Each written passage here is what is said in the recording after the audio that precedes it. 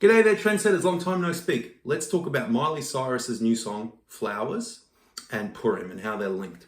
And we'll get there. And IFS, of course. So, I was reading a Ben Shapiro post, and that really prompted me and pushed me to make this video, because he lamented in a very literal interpretation of that song that is a very selfish song, a selfish modality of love. I can buy myself flowers, I can hold my own hand, as if perhaps somebody's singing that I don't need a partner in my life. But those of us who have read You're the One You've Been Waiting For by Richard Schwartz, and we take a bit more than just a literal view, we go more than just pshat. Maybe we've read some Chassidus, learned some Chassidus, maybe we've read some Robert Bly. It's even better if we've read both. That we can kind of look at this with some subtlety, some nuance, and some levels. And perhaps the song I Can Buy Myself Flowers, Flowers by Miley Cyrus, is actually teaching us something very profound. And that is the real core message of You're the One You've Been Waiting For by Richard Schwartz, which is actually not about solitude and selfishness in love, but about self-led love, about getting in touch with one's inner self. And this is perhaps also a very core message of the Purim, which we'll get to. So the core message of You're the One You've Been Waiting For in Richard Schwartz's book, which I highly recommend to anybody, especially anybody in a relationship, it's that ultimately our self-energy, that inner balance, that inner compassionate, courageous, connected part of us, patient, it's got great perspective, it's playful.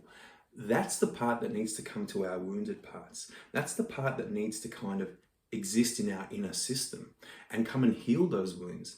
And then when we're holding our own hand, holding the vulnerabilities of all of our inner parts, then and only then can we truly have a relationship with another person. And this is a very profound message that maybe Miley Cyrus was giving without even knowing she was giving. And I believe, as the Baal Shem Tov teaches us, that whenever something big is going on, whenever we see anything, even a leaf falling off a tree landing across on the floor, covering a caterpillar, all of that is for a reason, and we can learn something. Learn something profound about our service and how to be a better human being. So I really think that Miley's onto something with that message. I can hold my own hand. How many of us, and it's understandable, that parts of us can get activated and think about how our partner is not being good enough for us. What have you done for me lately? But really, the question needs to be, what have I done for myself lately?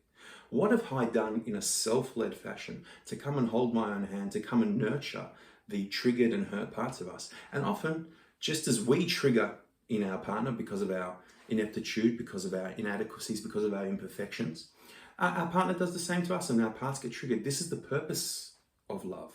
A very core idea of love is that this is imago therapy, and this is voracious right now. The origin of a union, of a soulmate relationship, is the wound. And it's our job that we're going to stick our fingers in each other's wounds to activate them so we can heal them. And it's tragic and it's painful.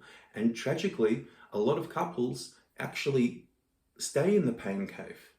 They don't go into the pain cave to come and bring the self-love to those wounded parts. And we can only do that with our IFS. Practically speaking, we all need to get a skill set, whether that starts with reading Richard Schwartz's books, getting an IFS therapist, listening to podcasts, getting the skill set, building a skill set, so we don't only have the ability to do it with a therapist, we can do it ourselves. We can take some time and go, wow, this happened to me the other week. And I had an exile came up, and I went to that exile, and I was like, this was a healing process. And this is a way of really revealing the hidden parts. We're going to come to Purim now. Megillat Esther, the scroll of Esther, can also be read as Megillah Gilui, revelation of Esther, Hester, the hidden parts of us. This is what a relationship is. It's uncovering those wounds. Marion Woodman, in the book The Maiden Tsar, which she co-wrote with Robert Bly, says the subconscious, and I would add there, divine intervention, brings a couple together. And they're like a magnet. They're attracted to each other, but they also have the ability to repel each other. And this energy, it brings tremendous attraction and also the capacity for healing. This is why relationships are so difficult. We inevitably stick our finger in it. We inevitably activate our inner wounds. But when we can pause and calm down those activated protectors and comfort and hold our own hand and dance with our inner exiles, reveal them, heal them, hold them, speak to them, learn from them, get curious connected to them, then we can do the healing necessary. That only then from that space can we truly turn to our soulmate, our partner, and hold their hand. Because until we can hold our exiles, until we can be patient with our own inner protectors, we've got no hope doing it for our partner. So I actually think Miley Cyrus was onto something.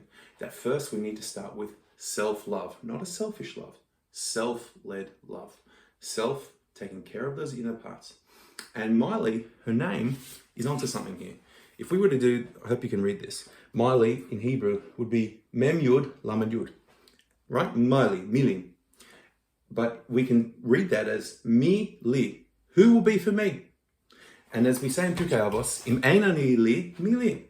If I'm not going to be for myself, if I'm not going to come with self-love, self with a capital S, loving my inner parts and getting self-led in my whole totality, who will be for me? And this is a very, very, very deep message here in Miley in her name. Cyrus, also her surname, Cyrus was a descendant of Ahasuerus and Esther. So now we get to the Purim story. This is one of the stories I want to touch on. There's a very profound meeting point in the book of Esther. It's when Esther approaches Ahasuerus, the king, and she needs to intercede with the whole situation. She needs to get his mandate, his kingly mandate to act on something. And she bursts in, no appointment, which could get anybody executed. And the king turns to her and says the most important words to her.